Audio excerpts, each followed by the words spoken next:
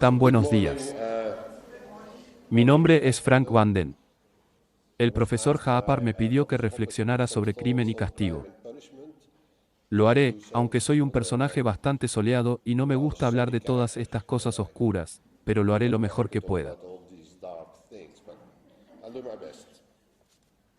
Ahora empiezo aproximadamente desde el mismo punto que eligió el profesor Haap, pero lo presentaré de manera ligeramente diferente, solo para aclarar un poco la conexión con mi tema.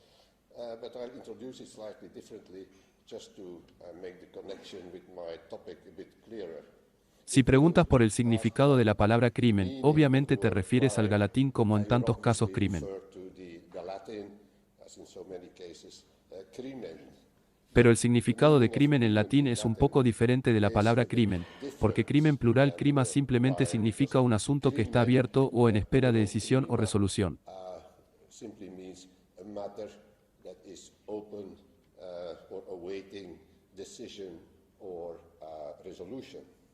Así que, de hecho, cualquier cosa que aún no se haya resuelto es un criminal. Y la solución es, por supuesto, un discremento, que en latín se refiere a la marca de un límite.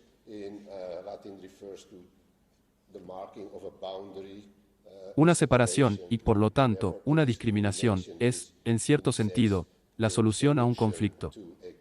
Resuelve el confuso estado de cosas trazando límites claros a través de él, revelando, por así decirlo, la estructura debajo de la confusión.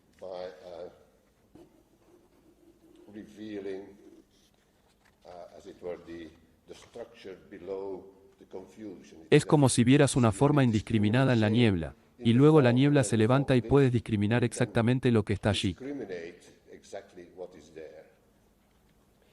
Entonces, el enfoque de crimen conduce a una definición mucho más amplia del tema del crimen y el castigo que la moderna, que agrega, digamos, un elemento de intencionalidad.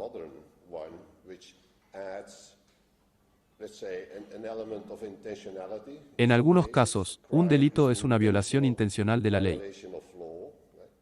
Y entonces la pregunta es, ¿de qué ley estamos hablando? O lleva la noción de castigo dentro de sí mismo, diciendo que el crimen se define como un delito punible y que plantea la cuestión del castigo.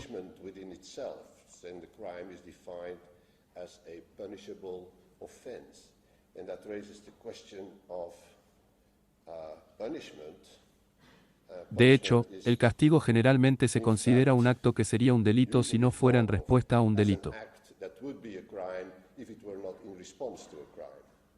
Entonces, si un crimen es una negación de la ley, entonces el castigo simplemente agrava la negación, pero no la resuelve. Entonces, en ese sentido, el crimen y el castigo están del mismo lado, el lado negativo de las cosas, por así decirlo.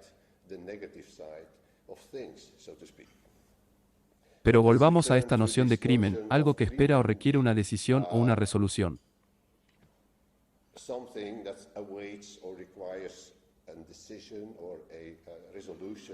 En otras palabras, un estado de confusión o desorden. Y tenemos en este sentido un concepto que abarca todos los conflictos interpersonales, ¿verdad?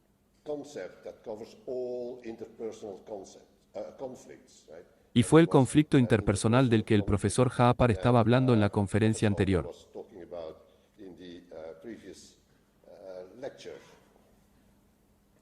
Ahora, si nos fijamos en las causas que dio, las repetiré brevemente usando una terminología ligeramente diferente. Encontrarás que cada conflicto interpersonal involucra 4 elementos. Una es que tiene que haber varias personas. Por lo tanto, una pluralidad de personas. Estas personas tienen que tener diferencias en sus intenciones, sus valores, sus preferencias, sus creencias, lo que sea. Así que hay un elemento de diversidad involucrado. Y tercero, debe haber algo que haga que el conflicto sea difícil en lugar de solo una diferencia de opinión intelectual. Y estos son los escasos recursos, los escasos medios de acción que, además, son accesibles a las partes en conflicto o al conflicto potencial.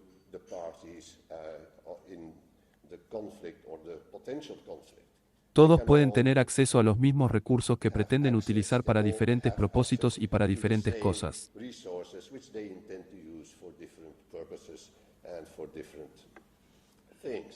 Ahora, un elemento que debe enfatizarse es que, considerado desde el punto de vista de cualquier persona, cualquier otra persona puede considerarse un recurso escaso, ¿verdad?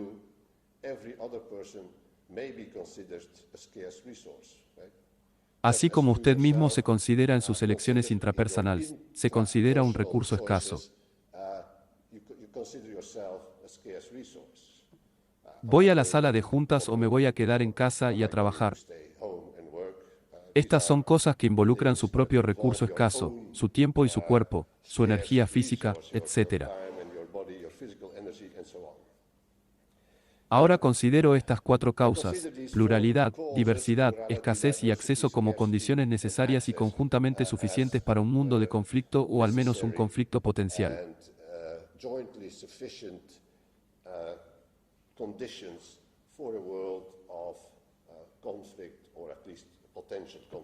Por supuesto, tiene que haber un evento desencadenante, pero estamos hablando de la potencialidad, la posibilidad de conflicto aquí.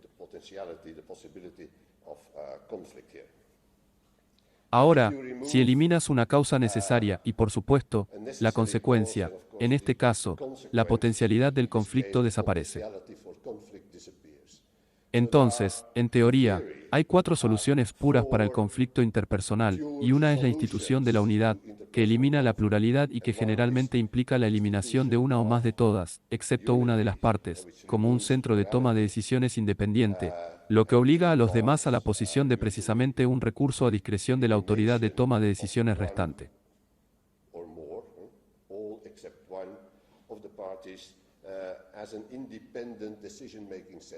Therefore forcing the others into the position of precisely a resource at the discretion of the one remaining decision-making authority. Esta solución de unidad es, por supuesto, muy popular tanto en política como en otros asuntos organizativos. A las personas les gusta establecer organizaciones en las que comandan a las otras personas en ellas. Ahora, si son miembros voluntarios o no, esa no es la cuestión aquí. El hecho es que la unidad es un tipo de solución al conflicto interpersonal, y es un tipo de solución muy popular, muy utilizado, en algunos casos, muy respetado. Ahora, el segundo tipo de solución de conflicto interpersonal surge cuando atacas, por así decirlo, el factor de la diversidad. Lo haces, o puedes hacerlo de muchas maneras. Pero hay conceptos tradicionales, por ejemplo, como el consenso o el conformismo, que expresan muy bien esta desaparición de la diversidad.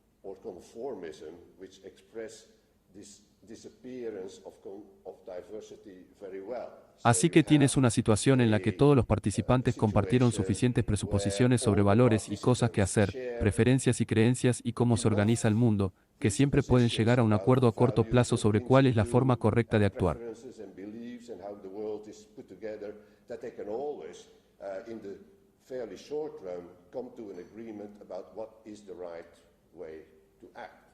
Y, por ejemplo, en filosofía política, la noción clásica de policía que dejó Aristóteles era precisamente que la policía era viable porque era una comunidad basada en el consenso de familias que se habían casado durante largos periodos y largas generaciones y habían criado a sus hijos en la misma tradición, de modo que todos, de hecho, tenían el mismo consenso profundo sobre todo.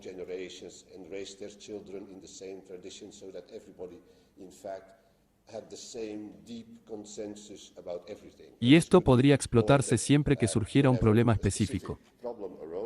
De modo que hubo un acuerdo sobre la conveniencia de cualquier curso de acción antes de que hubiera que tomar medidas. Ahora, estos dos tipos, consenso y unidad, obviamente operan en las personas involucradas. En las ecuaciones originales de la teoría del conflicto, no se hizo mención de los escasos recursos, aparte de las personas mismas.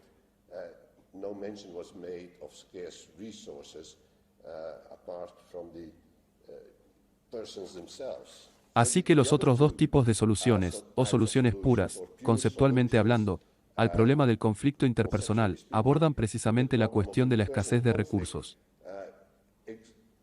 address precisely the question of the scarcity of resources.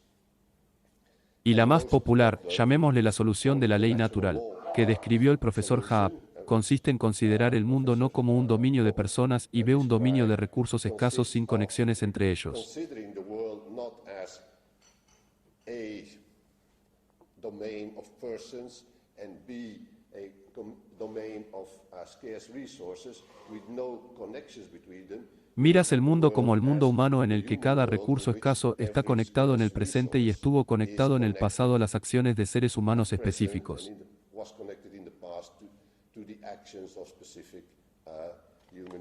Por lo tanto, sería posible, al menos en teoría y si mantuviera sus registros correctos, decir de quién es este recurso y todo. Por así decirlo, cada recurso escaso se asignaría a su propietario adecuado. Y esto evitaría el problema del conflicto en el sentido de que el acceso a los escasos recursos tiene, al menos conceptualmente, una solución. Los problemas de aplicación los dejo de lado por el momento. Existen en todo tipo de solución, por supuesto, no solo en la ley natural o en la solución de tipo de propiedad.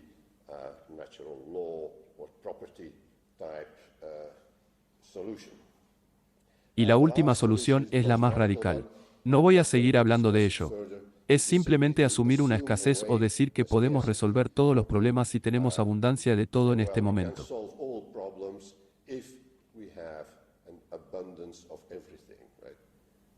En esa solución se puede pensar, por ejemplo, en las etapas finales del comunismo prometidas por Marx. Así que ya no hay problema de escasez. Ni siquiera un problema de escasez en los asuntos sociales. Porque habría suficientes formas para que todos cumplieran su potencial más allá de las expectativas actuales.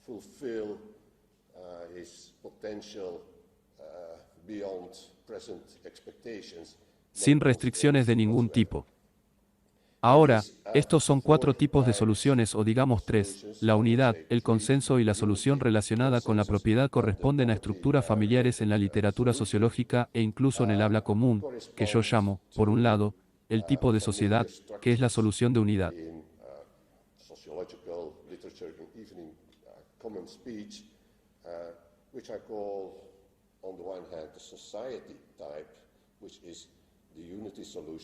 Las sociedades son organizaciones. Las organizaciones de la Société Société que se fijan metas y organizan actividades entre sus miembros, o sus empleados, o tal vez sus esclavos.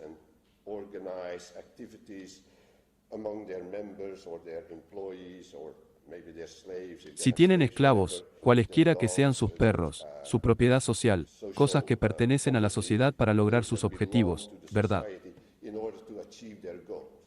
Es una estructura muy familiar. De hecho, es probablemente la estructura que más aparece en las noticias de los medios porque, al ser estructuras jerárquicas, las sociedades tienen a alguien en la cima con quien puedes hablar y que hablará por toda la sociedad.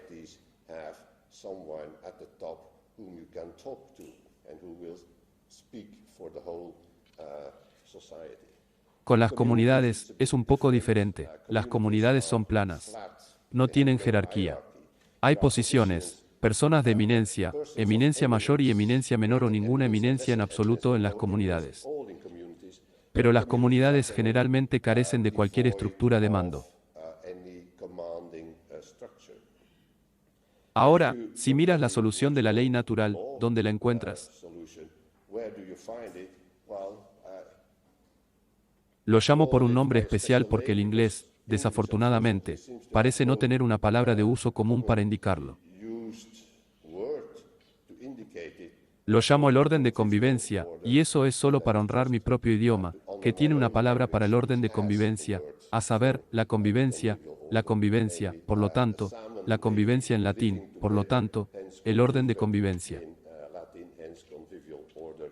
Mi sugerencia para el inglés. Ahora, cada una de estas órdenes es reclamada por algunas personas, al menos para ser sociedades respetables, al menos las figuras principales en ella. major figures in it. Los líderes afirman que el orden de su sociedad para ser miembros respetables en la comunidad considera a su comunidad como respetable.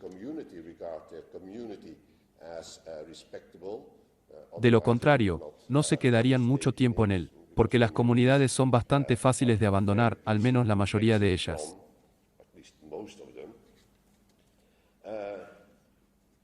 Y el orden de convivencia también es respetable, aunque no tenga portavoz y no tenga identidad cultural.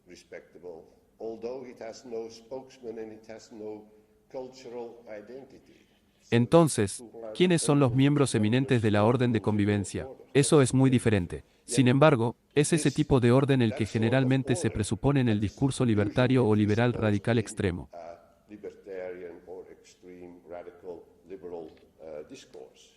Es el campo en el que se habla de personas independientemente de sus identidades sociales y culturales.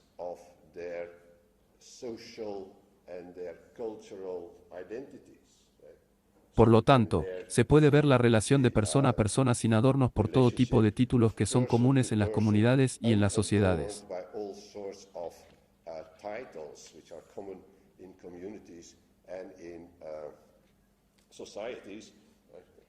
No hay rabinos en el orden de convivencia.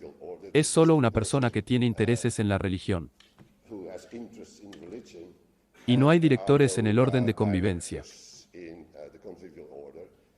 Solo hay gente que se ocupa de sus propios asuntos. Así que tienes aquí esta realidad de interacciones que es muy vital porque estamos interactuando constantemente con extraños o personas que son medio extrañas y con las que tenemos muy poco, si es que tenemos algo, cultural o social en común.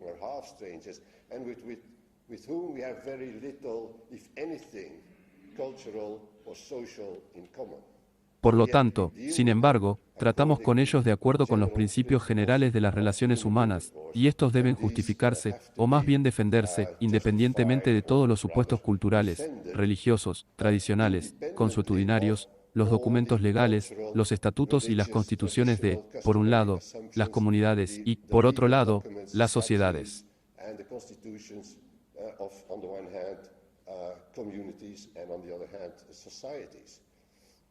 Así que este es un problema filosófico típico. ¿Cómo se identifica este orden de convivencia en el que, donde quiera que se mire, la mirada se dirige, por así decirlo, a los conceptos sociales y a las identidades comunitarias?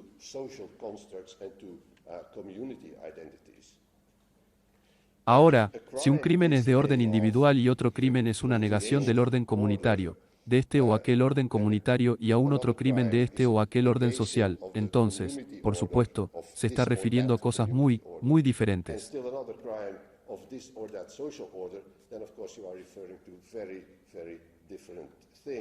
Y no se puede esperar tener un solo conjunto de argumentos. Si está discutiendo el crimen o el castigo para el caso, muchas otras cosas. Además, si las personas con las que está discutiendo presuponen un contexto de interacción humana diferente al suyo.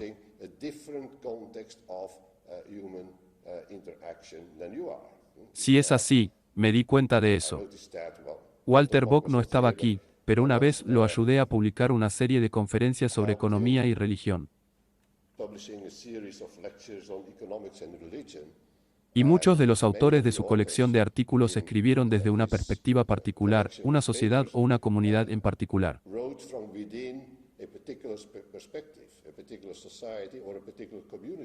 Por ejemplo, tenía mucha gente escribiendo sobre economía judía, y por supuesto, presuponían todo lo que significa ser judío en el sentido relevante, comprometido con ciertos principios morales y religiosos, por ejemplo.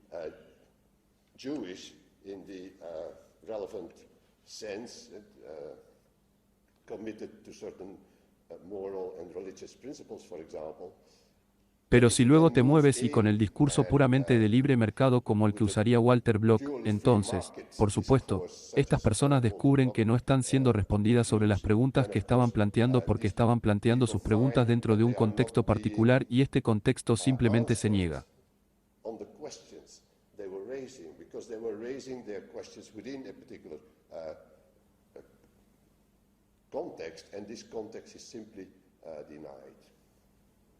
Así que al menos el molesto problema. Realmente, si nos enfrentamos a muchos tipos de orden, en este caso, el orden de convivencia y los órdenes comunitarios y los órdenes sociales, cómo clasificamos sus prescripciones, por así decirlo. And the community orders and the social orders, how do we rank their prescriptions, so to speak? Ahora, una cosa que distingue al orden de convivencia es que su ley, que yo llamo la ley natural. A pesar de lo que Marco Basami dijo sobre la ley natural, creo que el concepto se puede definir. No es solo una espesa capa de ideologías. El concepto se puede definir. La ley natural se puede argumentar en cualquier contexto. Hace, aparte de la lógica y de la verdad general sobre el mundo físico y las capacidades de las personas humanas, apenas una presuposición discutible o controvertida.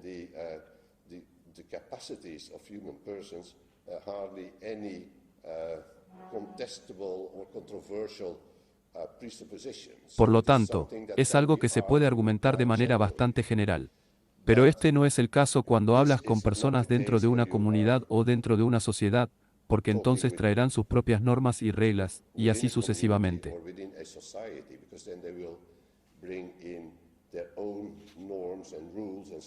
Y luego la pregunta es, ¿pueden justificarse estas reglas fuera de la comunidad en particular?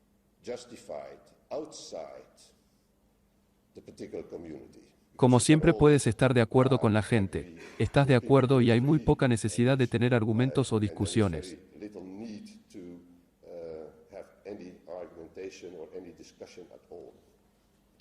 Así que la noción de crimen depende del contexto.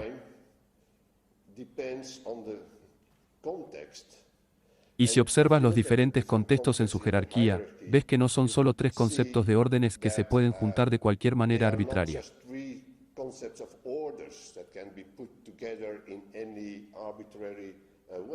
Descubres que los principios de la ley natural no se pueden aplicar en ninguna comunidad o sociedad.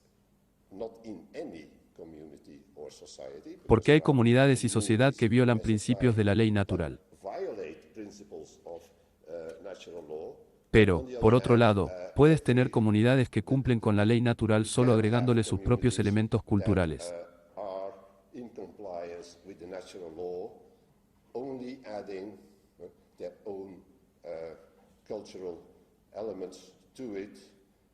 O las sociedades cumplen con los requisitos de la ley nacional, solo agregan sus propios requisitos a los de la ley natural.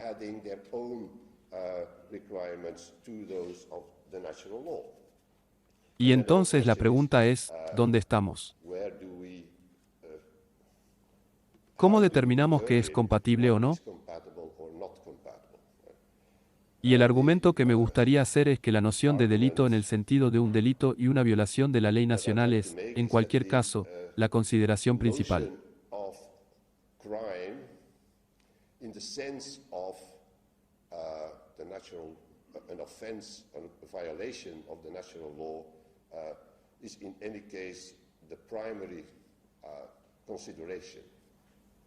Indica lo que solía llamarse la mala en decir cosas que son malas en sí mismas. Por lo tanto, en contraste con las cosas que son simplemente mala prohibida, las cosas que son malas porque están prohibidas por alguna regla, costumbre o tradición.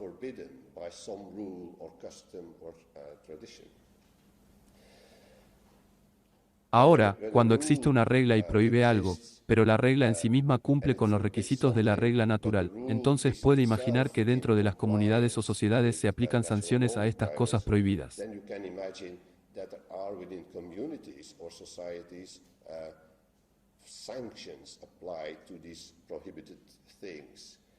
Aunque en el contexto en el que no estás dentro de la comunidad o dentro de la sociedad, no tendrías ningún argumento para aplicar la sanción.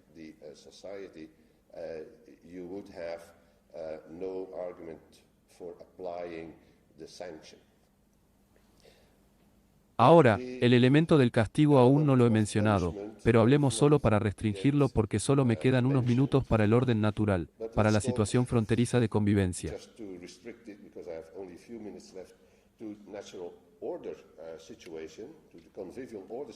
Problema de la ley natural. Si hay un delito que es una violación de la ley, eso no necesariamente desencadena la idea de que debe haber un castigo. that does not necessarily trigger the idea, there must be punishment. Por la sencilla razón de que muchas violaciones de la ley ocurren sin intención maliciosa, sin que la persona quiera cometer un delito. Malicious intent, without the person wanting to commit a crime. Sucede por accidente, sin querer, por descuido, lo que sea. Carelessness, whatever. Y el daño hecho al orden de la ley se hace objetivamente. Pero castigar a la persona introduciría o tendría que justificarse con el principio que dice en efecto, que está bien tratar a una persona como un criminal, incluso si no ha tenido la intención de ser un criminal en contra de su propia voluntad.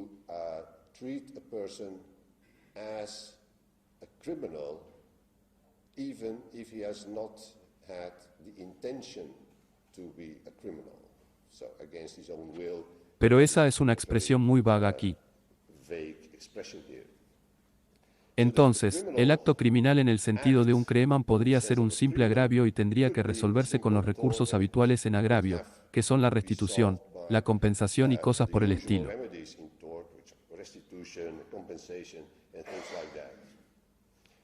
Ahora, si esa es la solución para los agravios en los que no hay intención maliciosa, la pregunta es, ¿qué sucede cuando hay intención maliciosa? Y aquí la respuesta tendría que ser, ¿qué quiere decir con prueba de que hubo una intención maliciosa?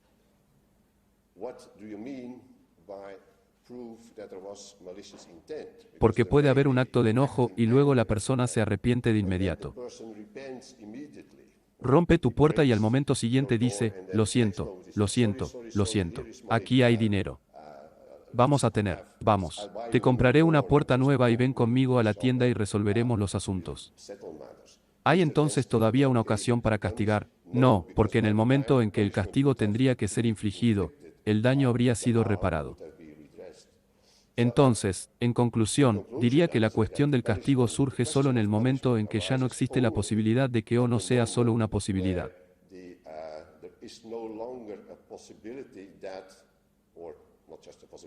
Cuando hay una indicación de que el delincuente no tiene la intención de resolver el asunto para que las cosas vuelvan a estar completas. Por lo tanto, el castigo solo se aplicaría a las personas que se ponen y se mantienen fuera de la ley. Ahora sé que el castigo suena diferente.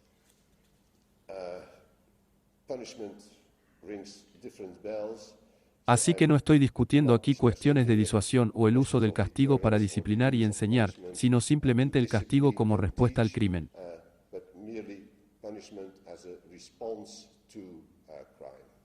Y con esto, te lo agradezco.